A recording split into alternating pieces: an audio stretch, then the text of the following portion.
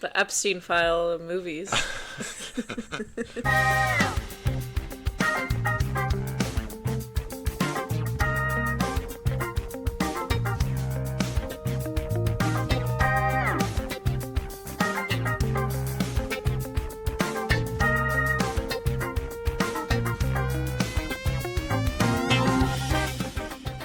By the way, Mathew has written this one and is going to do the driving on this episode, so buckle up.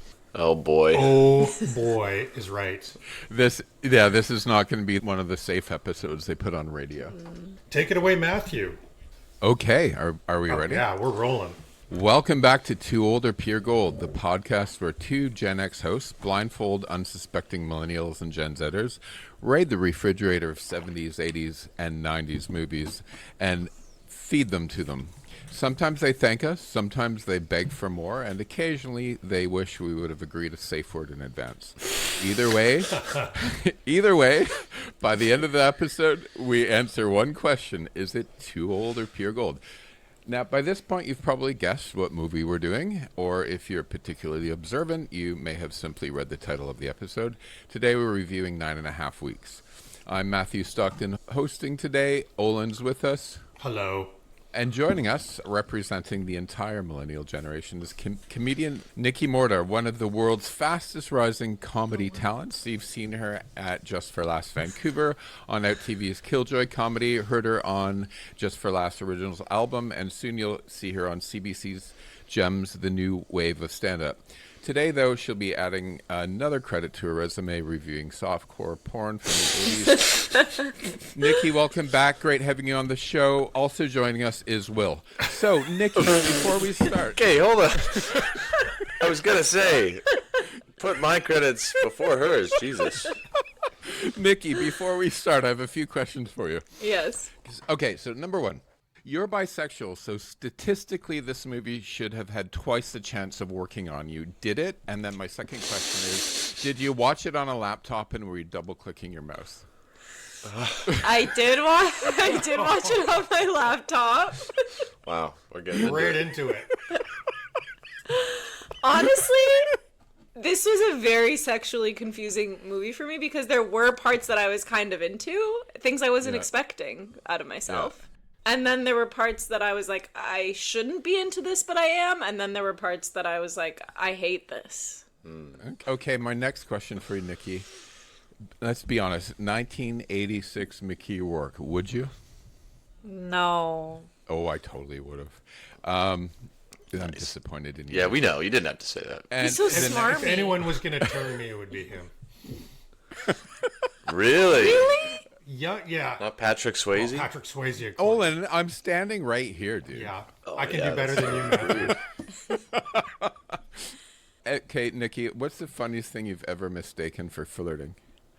The funniest thing I've ever mistaken for... I think I'm quite the opposite, where I don't know someone's flirting until it's like... okay. Yeah, until your penis is out, and I'm like, oh. Will, I have a question Hello. for you. Yes, Okay, sir. so my biggest criticism of this movie isn't sex. It's that John spends 9.5 weeks giving instructions and never once hear the words, actually turn over.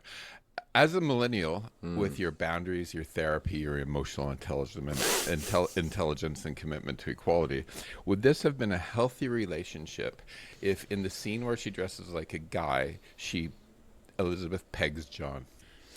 Oh, that would be like a modern day version. That would be I think that's...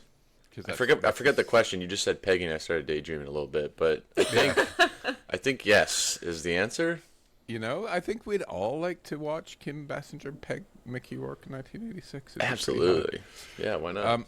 Olen, were there enough boobs for you? No. For an erotic thriller, it had surprisingly little nudity, and I prefer the gratuitous topless scenes in movies like Porky's and Fast Times at Ridgemont High over a little bit of side boob in a movie like this.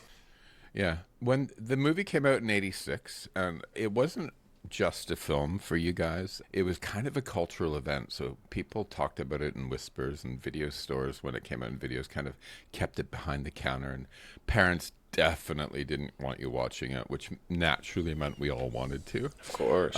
It made Mickey Rourke one of the most magnetic men on the planet, turned Kim Basinger into an icon, and somehow convinced an entire generation that your fridge is an essential piece of romantic furniture. It's also directed by Adrian Lyne. So think of it this way. If Ridley Scott defined what the 80s looked like, Adrian Lyne had a pretty good claim to defining what the 80s fantasized about. So most teen boys knocked out one at least once to one of his films. So he's famous for he's famous for 9.5 Weeks, Fatal Attraction, Indecent Proposal, Lolita, and Unfaithful.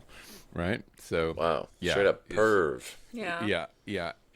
But here's one thing. I think watching it today, for me, I watched it and it was racy and sex and and I was young, but now I watch it and I think it's about power and fantasy and what happens when attraction sort of can start replacing identity, right?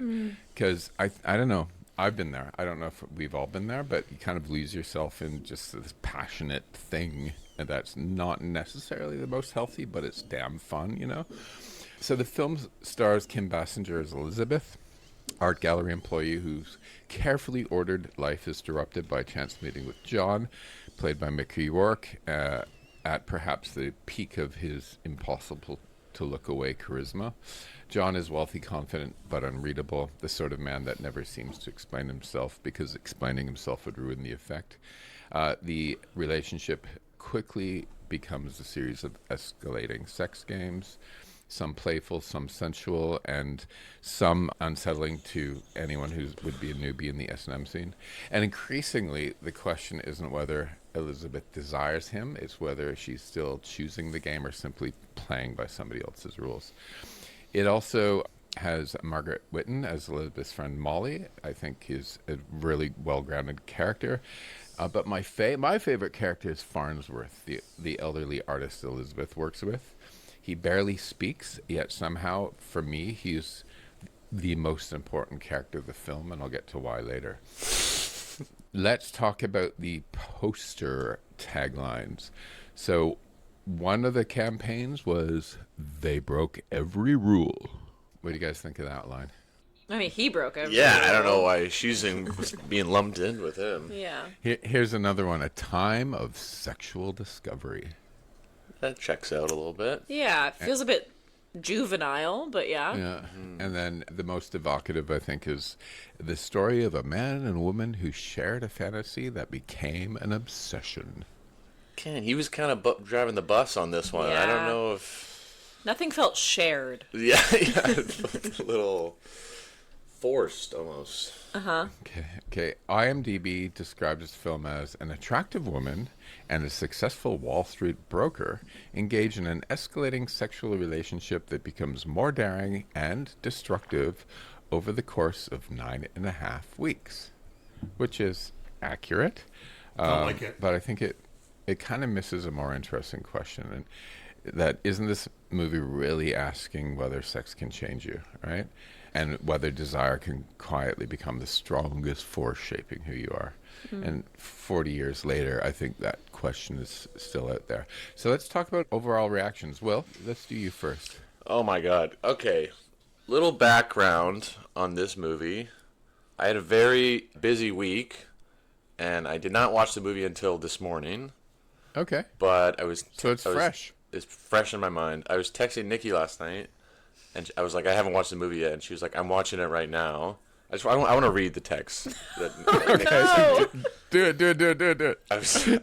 She says, I'm watching it right now. And she goes, I can see why you guys wanted a woman on this episode. And I go, what the fuck happens in this movie? Olen sent me such an ominous text. I did, yeah. And she goes, 4 dudes discussing this would be weird. It's so sexual. It's like 50 Shades of Grey without consent.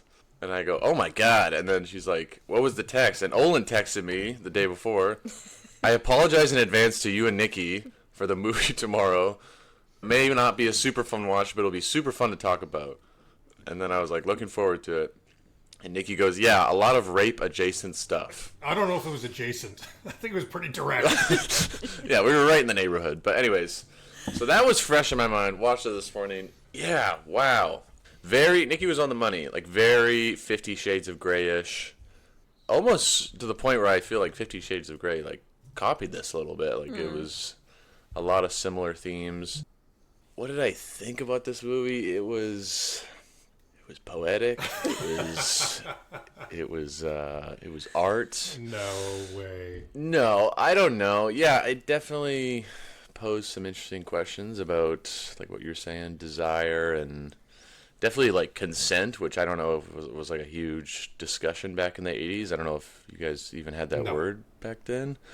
But yeah, I don't know. It was interesting. It was hot at some points, but maybe for the wrong reasons. Also, what happened to Mickey Rourke's face?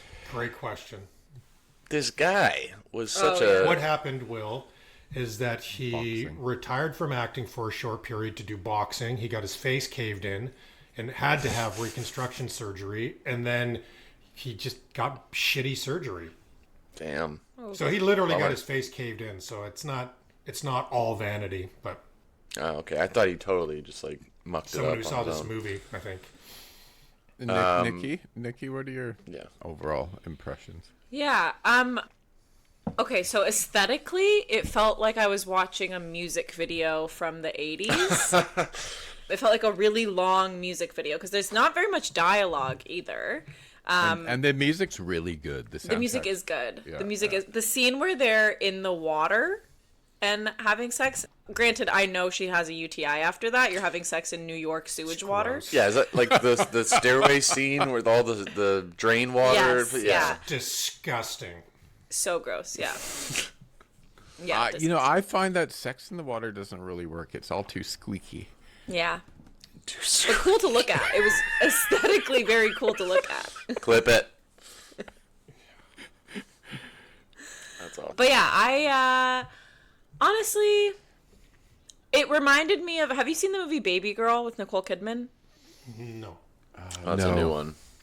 Well, it's a very similar storyline. I thought it was fine. I was honestly confused a lot of the times. I was like, what is her job? Is her job just looking at art and being hot?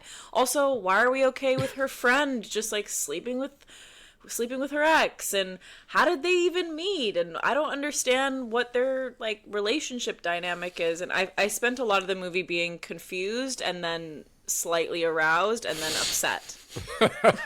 Upset at what you're aroused over, right? Yeah, exactly. Yeah. So I wrote in my notes, I loved that the first line of the dialogue in the movie was a cat call from a guy in the street to Kim Basinger. I was like, okay, this is starting off good. And also, I love an 80s opening montage. Oh, I love a montage. Yes. You can't beat it. That's something that we should bring back from the 80s for sure. Mm-hmm. And Olen. Oh my God! Well, this movie was my idea, and the reason I wanted to watch it is not because I wanted to watch the old 50 Shades of Grey, but because I'm literally fascinated. I remember this movie because everybody was talking about it. Like this was, a big thing in the day, and I'm fascinated by what people thought was sexy in the 80s. And you got to understand, I was 16 when this movie came out, so my recollection from the day is I watched it and was like, oh. Is this what girls want?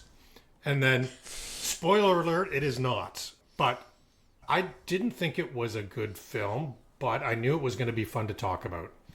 I thought it was long, and maybe it's just me, but some of the stuff they thought was sexy was gross to me. Okay, so I have a different perspective on it, maybe, than... first of all, I'm older generation, so I kind of look at it and I think it's sort of like, I think every generation, we're speaking very general terms here, sees slightly different viewpoints. I think Gen X sees more forbidden desires, while millennials probably see more emotional manipulation, and Gen Z would probably start seeing blurred consent more. You know what I mean? But for me, it's like, how do I put this? I'm a gay man, right? So what? So the male-female dynamic. Why would you tell us right? that? He's coming out on the show. But oh my God! Congrats. And I'm also very sexually liberated. So fun with power games and those dynamics can be really hot and a real turn on, right? So, I would have liked, what would have made this movie perfect if they actually did a safe word at the beginning, right? So that the blurred consent was never there because the safe word was always there, right? Like that, just that one little thing would have changed the dynamic of the rest of it, if you know what I mean. And in the end, it's also about, I think the lesson there is you can get lost in your desires and start losing who you are as a person. I think that's the deeper story behind this, right? Is like, so for me, I didn't see non-consent. I saw like fun, liberating sexual games, but to the point where, this isn't a healthy long-term relationship. You know what I mean? And so that's sort of my take on it. And it's a beautiful, like Nicky said, it's you're like video, and it's beautiful, right? So it's really interesting how like there are different takes on it. I mean, how would you fix it, Nicky? Like my suggestion is the safe word at the beginning. I have an idea how to fix this film. I would swap out the soundtrack for the soundtrack from Halloween. Oh my God. Because I think, I had the question, John, sexy or serial killer? And I thought, yeah, if you just put that Halloween, horror movie soundtrack over it, I think it would look very different, and I think it might be fun.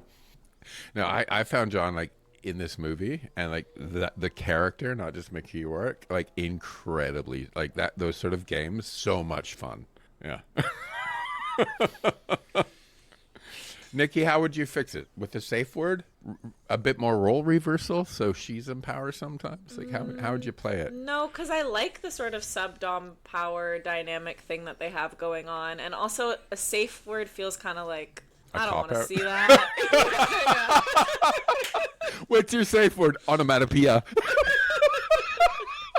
What would your safe word be, guys? Give me your safe words. Oh, God. I don't know. What's my safe word? Fuck. I just think, I feel like safe words just, if I said it, then it's like, then we can't continue with anything else. It just feels like it sucks all the energy out of the room. Okay, we won't reveal our safe words. Let's keep it really edgy. Honestly, I think something that would have made it made me a little bit less confused is if they had like slightly more of a connection beyond the sexual stuff. Like it just felt like their connection was purely sexual, and he didn't care about like meeting her friends or what she did for work or like anything, even her opinion on the clothes that he bought for her. Have you guys never been in that situation where you had somebody and it was just 100% sex and neither of you wanted anything more? No. Huh. Let me think. Maybe I'm just a slut. Am I just a slut? Maybe. No, I think that's common. I just think they're always after my money. You're throwing it on the ground. No, I've been in purely physical relationships, but I've never been in the sub-dom type of arena. You know what I mean? That's a different sport that I've played, I think. Yeah, sorry, that's what I mean. Okay, well, I'm free at 3:30. No, teach me some things, please. I'll meet you in a fucking guttery alley, and we'll get fucking rained on. All he's going to teach you is how to fart the theme from Jaws. You're hilarious.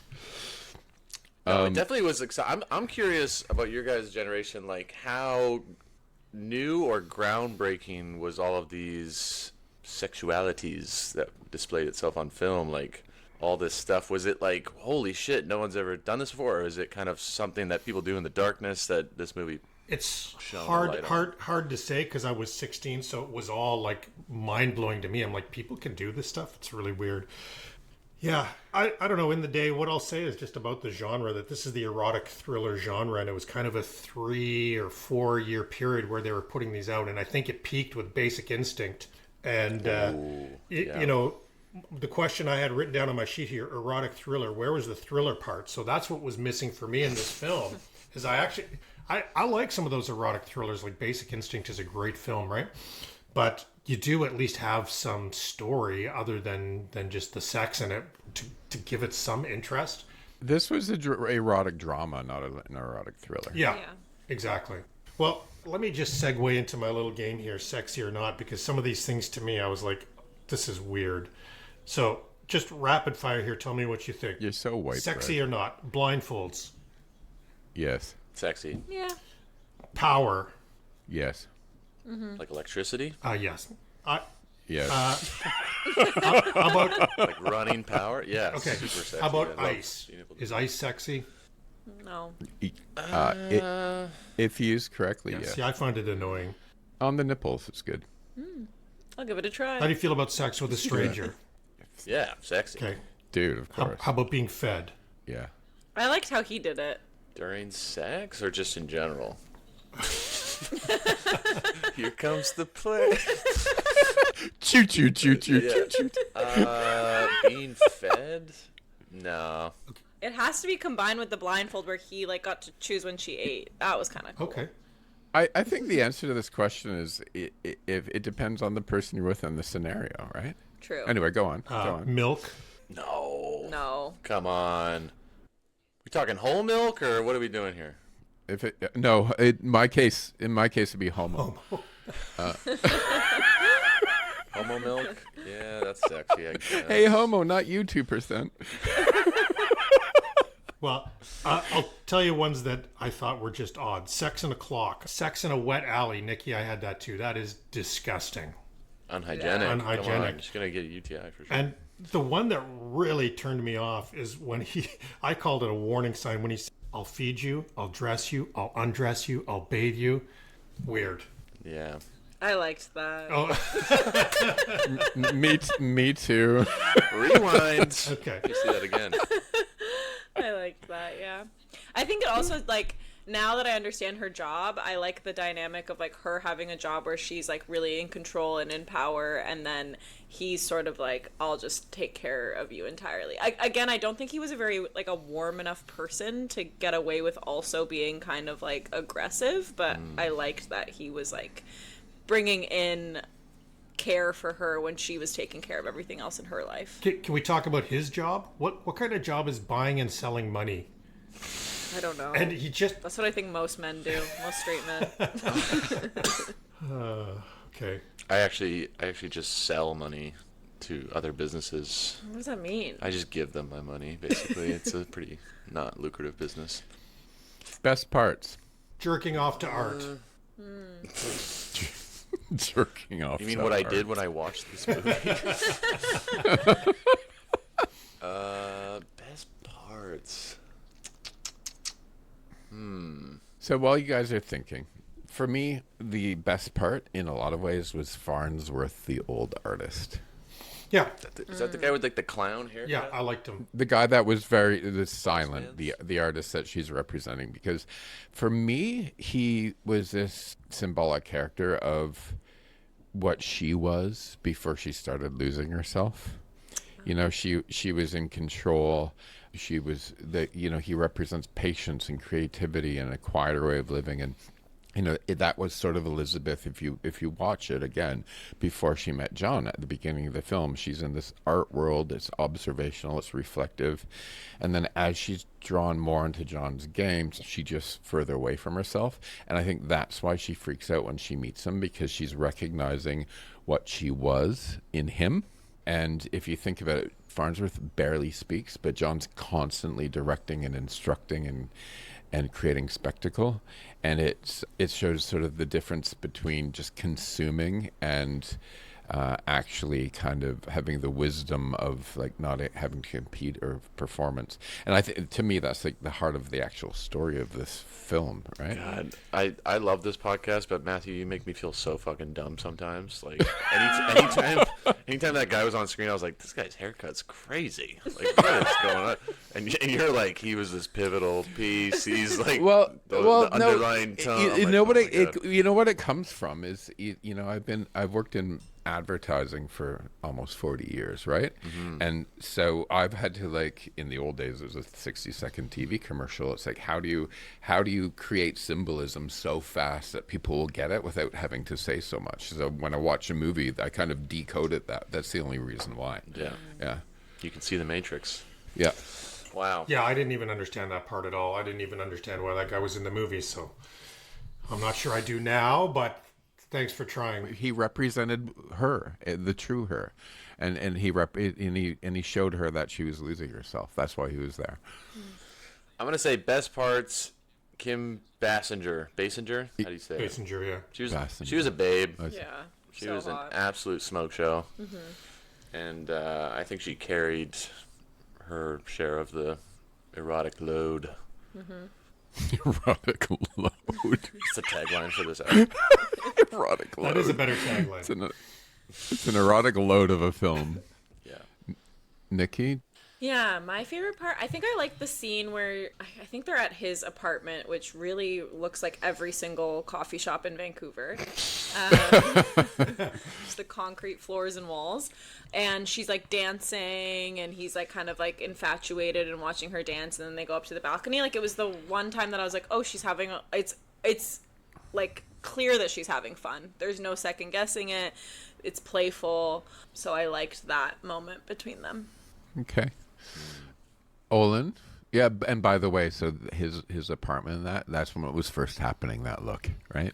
What? Like now it's every coffee shop in Vancouver, yeah. but back then that was like new. Oh my god, look, it's sort of deconstructed. Oh my god, how cool is that, right? His office, Like nobody had seen that his before. office was also weird and cool. Just the desk at the end of this big long room. Like, get some more furniture. Yeah. Who can afford an office that Get big? some more clocks to bang on. Yeah. Olen, your best part? Well, you want me to have smart parts here, but I like the kids farting for money. That was my Jesus favorite Christ. part. And I kind of actually, in all honesty, that's the only time that I really saw him as an interesting character. The rest of the time, when he was being hot and sexy, he really didn't do much for me. So I like that part. And honestly, I just liked thinking back to, when I was that age, and just that feeling of being completely intoxicated with another person. It made me nostalgic for those times. Not that I'm not now, but just at that age, when you first meet somebody, When everything's fresh and new, when you first meet somebody that you're really into that much, and it's just all consuming in your mind, that's just such a great feeling. That's like, that's like crack. It's awesome. I met my husband for a quick shag, and literally from the day we've met, I didn't it wasn't I'm officially moving in. I never spent another night in my own place, and we've now been together for 22 years. We've been together every day except for when I travel for work, since literally from the day we met. How insane is that? That's that was an intoxication, right? Yeah. Totally. Yeah. Yeah. So that's the best for me. Yeah, you're so funny. I knew the farting scene would be your favorite. Dude. You're so I like funny. what I like. I'm sorry. No, but there's nothing. That's why this podcast This is movie so good, has because something there's so for many everybody. different. Well, no, but I love this show because there's so many different takes on things. Like, if we all said the same thing, it'd be boring. Yeah. That is actually true. The episodes we've done where it's just a great movie and everyone's like, loved it. It's like, boring. It's like, next. yeah. Okay, worst parts. I'm gonna start with worst part. So for me, worst part is she chickened out way too soon. Okay. Yeah, Victim they blaming a could. bit, but go on. They should have just kept pushing that shit for another 9.5 weeks. Oh, you sick And fuck, then- Matthew. And I think Olen sort of said it. It's sort of John never really develops as a character, but I think in a way, the director did that intentionally because he was supposed to kind of be a stranger, and she's doing all this stuff with somebody she doesn't really know. And so I'm like, why don't we develop him as a character? Then I realized, well, that's the whole point, right? She just meets this rando, and this happens. I have a quick question for you, Matthew, if I can interrupt, because there's something.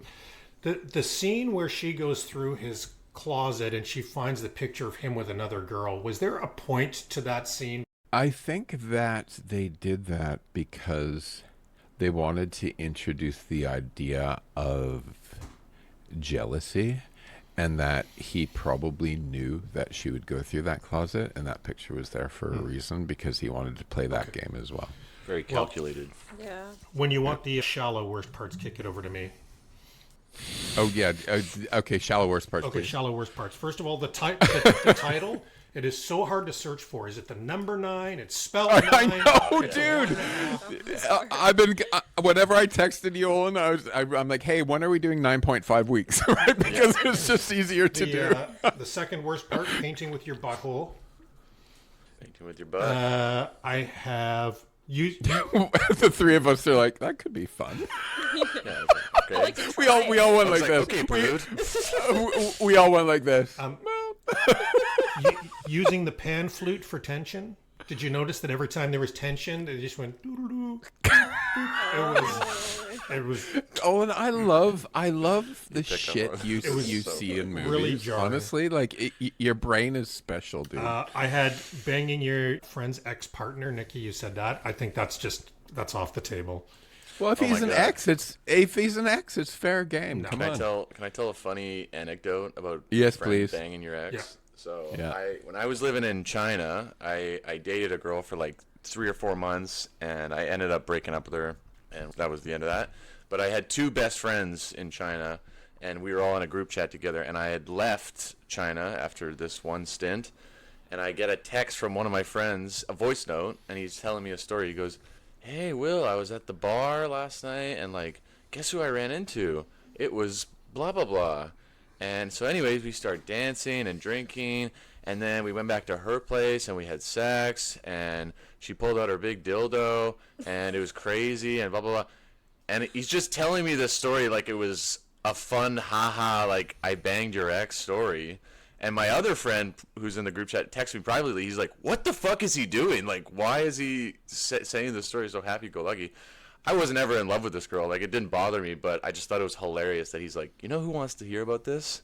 The guy who was dating this girl. Like, so anyways, yeah, friends banging your ex. So I've just always thought there's so many people out there that are, potential partners for you. Why do you got to bang someone's ex, right? Totally. Agreed. And then In gay land, we've all banged each other's exes. and then the other scene that was weird to me is dressing your girlfriend with a mustache.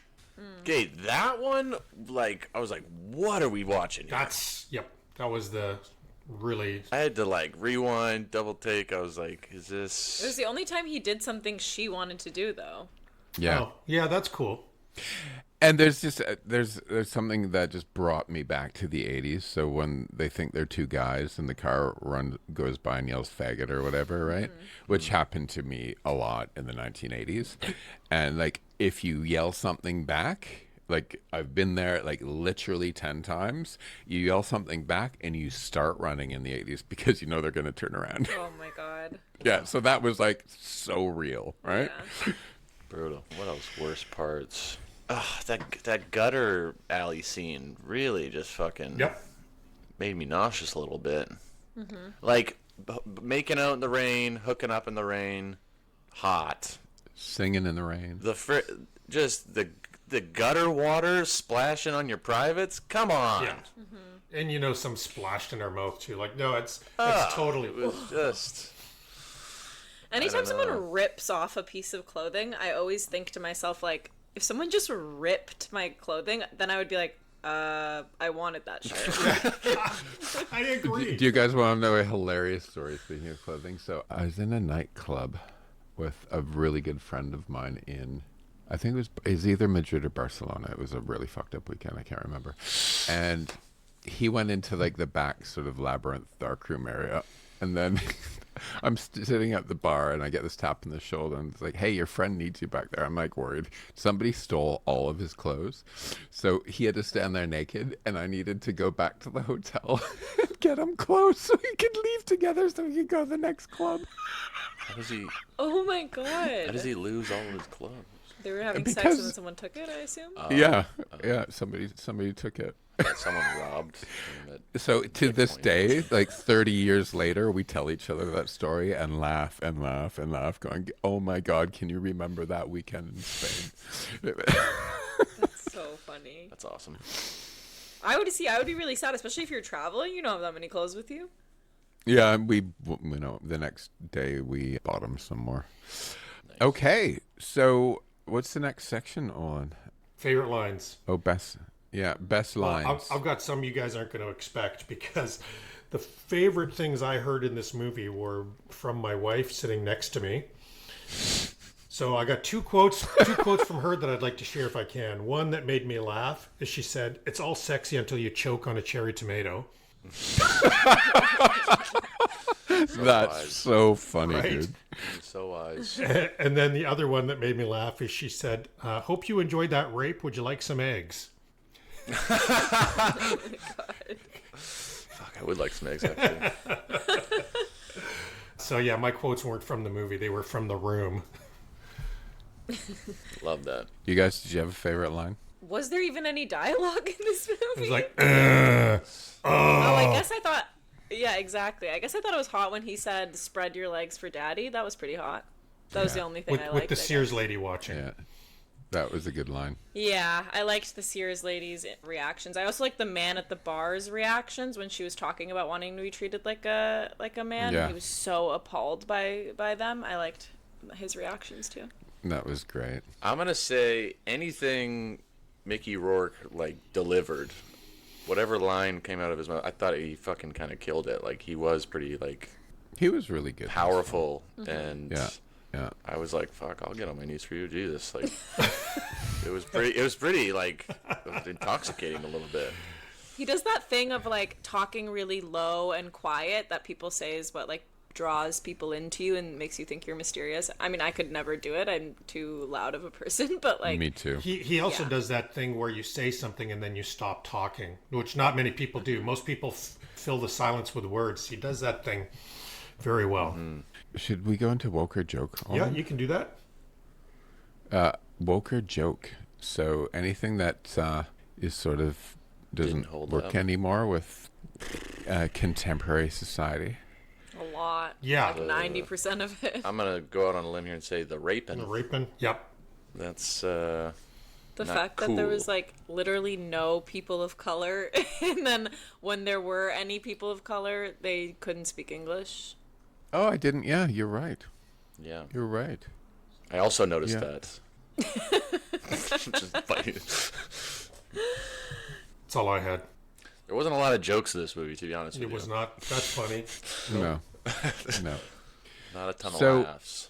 Let's talk about box office. Okay. Okay. So I find this one's really interesting. So it was released in 1986. The budget was around $17 million. So any guesses on what the box office, North American box office was? Can you tell us what earner it was this year? Do you have that? Yes, I do. Be with me. Hold on. Be with you. I do you mean by I didn't that? mean to. I didn't mean to say that. Where are we I going? went, Where are we going together? I went Matthew? bear with me, but I said be with me. If you say that a little lower, I might. Well, be with me. There you go. Yeah, that's the right tone. Okay, so rankings. So the budget was approximately $17 million, and it came in domestic box office 1982 at number 92 that year. So Oh. for some context, Crocodile Dundee was number 2. Top Gun was the top seller that year. Platoon Tom was number Cruise. 3. Olen Karate Kid Part 2 was up there. And we had Aliens and Oh yeah. That's some Star stiff Trek 4 The competition. Voyage It's a Home. big year. So yeah, a big year. So it came in at number 92. So any guesses at what it made in North America? 92 surprising considering how kind of much of an impact you guys make it seem like it had. Yeah. In Yeah. the 80s.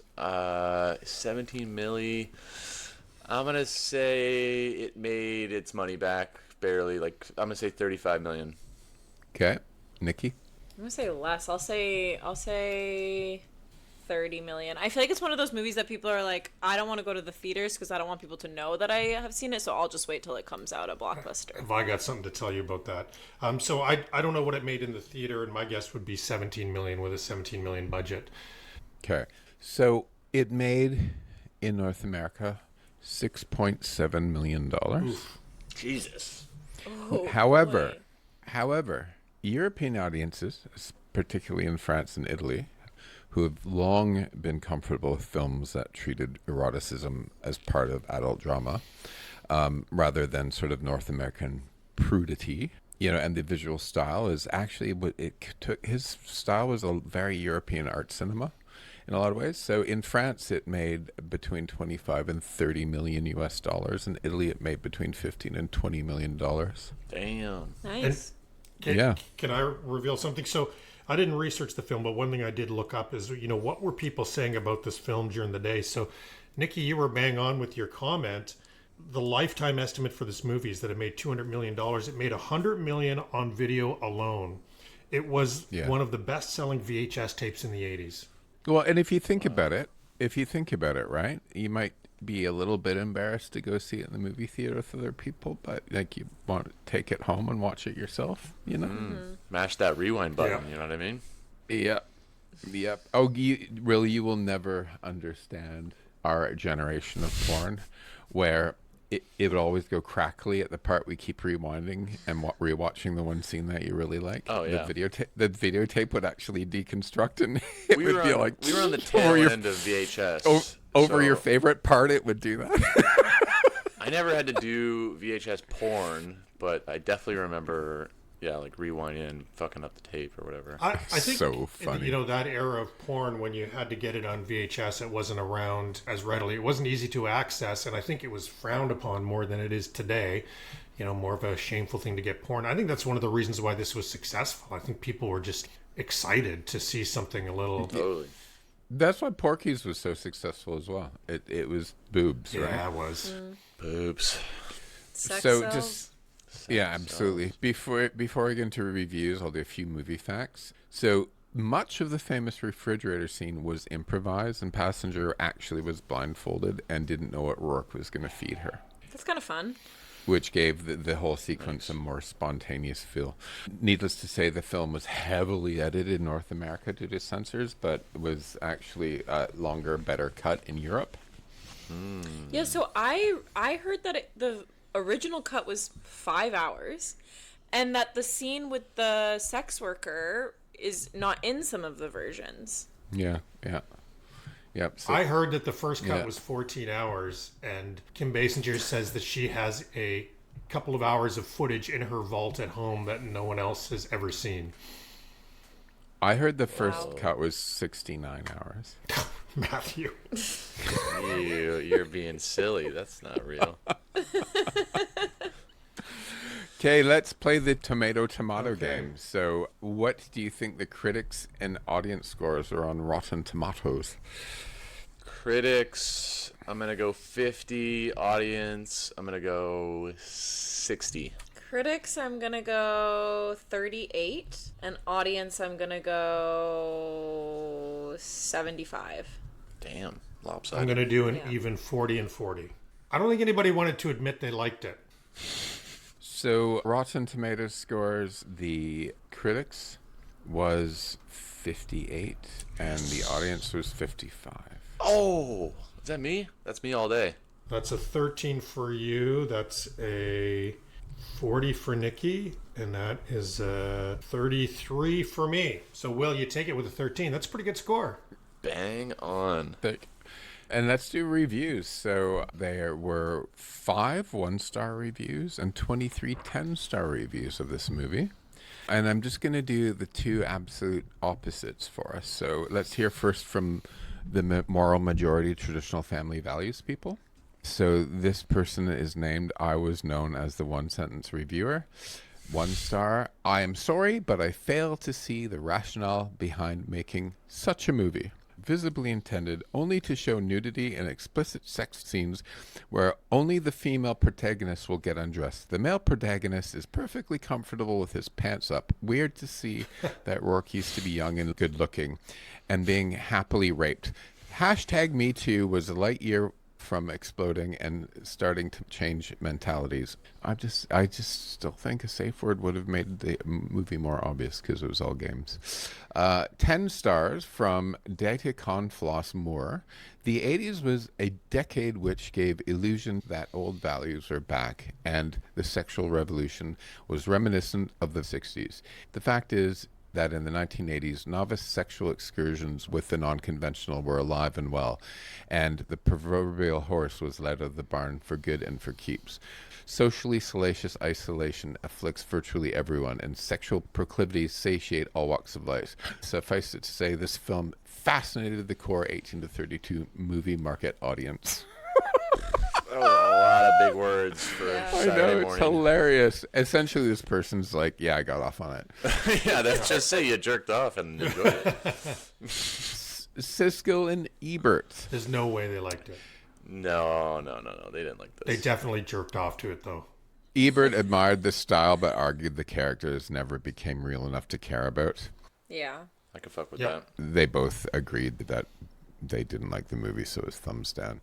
So, remake, prequel or sequel? What do you guys think? They kind of already did. Like 50 Shades is like not too far off this a little bit. I'd love a prequel about her last relationship, because also it's like, did she say she was married to him? I think she was, yeah.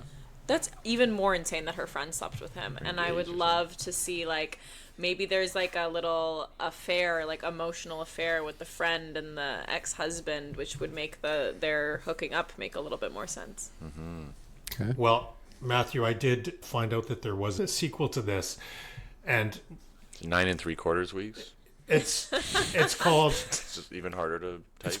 9.5 inches. It's called Love in Paris. It's an 18 on Rotten Tomatoes. It was also Mickey Rourke, but I accidentally came across a review for it, and the review is more tits than last time. Oh, that's our next episode. I would like to see a remake with Mickey Rourke character is a gay guy and Kim Basinger's character is a straight guy having his first gay experience. I was gonna say that, like remake That it would and be then hot. revamp it a little bit, you know? All right. Well, I have a question about this genre a little bit. So, Nicky, you said 50 Shades of Grey. I think maybe that is sort of the modern version of it. But forgive me if this is offensive. I get the feeling that a movie like 50 Shades of Grey was made for women more than men. I feel like this one was made for both. So, you know, I think maybe there is a place for a newer movie like this that appeals to everybody, right? Yeah, that's true. You know, when my grandmother-in-law died number of years ago, the last book she was reading on her bedside table was 50 Shades of Grey. She was like Oh, that old horn dog. 85 years old. That's awesome. Isn't that sweet? Just flicking her bean on her way out. That's sick. Ooh, don't be gross. You brought it up. It's she was a lovely woman. So There's final nothing verdict. wrong with masturbation, Matthew. Don't be such a prude. Do you guys think this movie is too old or pure gold? Oh, boy. I have very strong feelings on this. Do you? I'm gonna say too old. I'm going to say neither. Neither. Can I say that? Just- Yeah, you can. Yeah, it's not too old in the sense of like, I mean, sure, there's some blurred lines with consent that I think that they could have like changed up, but I don't think that makes it too old. I really truly think like if you watch Baby Girl, that's this movie, but in a modern setting. So I don't think it's too old, but I also just think it was missing a lot for me to call it pure gold. Would you recommend it to anybody? Maybe someone who is like in a state where they can't watch porn. My dying grandmother. I enjoyed this movie. I thought it was good. I wouldn't call it pure gold. It wasn't like a fantastic movie. I'd just say it's a solid movie worth a watch, but you know, don't expect like a life-changing experience.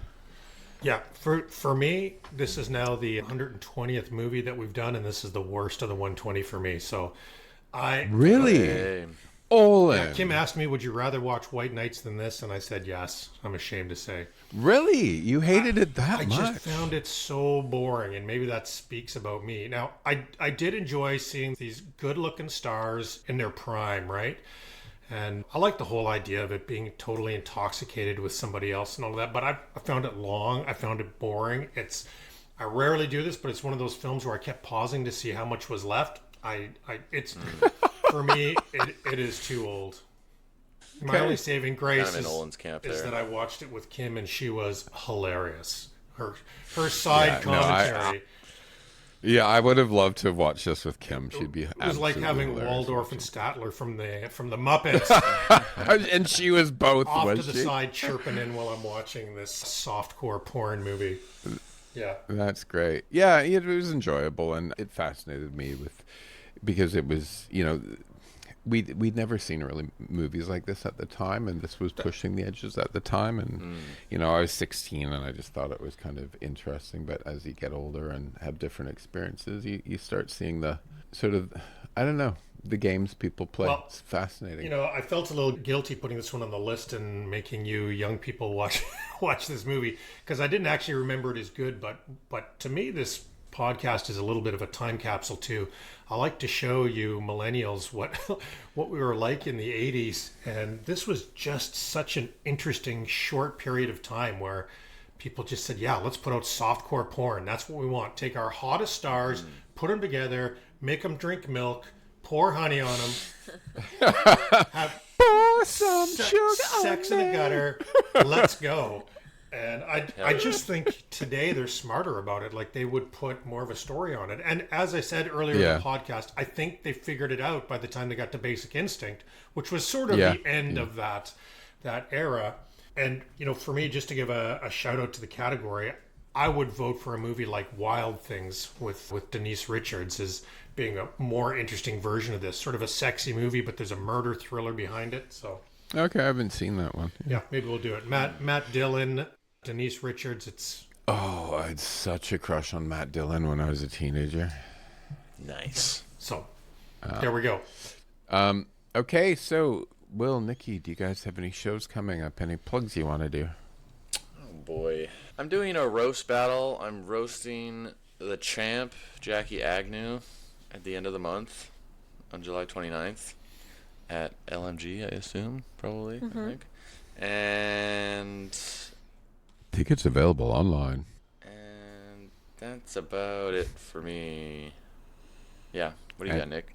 I have, in September, I'm doing Vancouver Fringe, and I'm doing my first solo show. I'm going to be doing I'm going to be doing 40 minutes to an hour of stand-up. Cool. And it's called Sanction Me Daddy, and it's about it's about being an immigrant, an Iranian immigrant, and dating like mostly white men, and the hilarities and stories that come with that. So yeah, Awesome.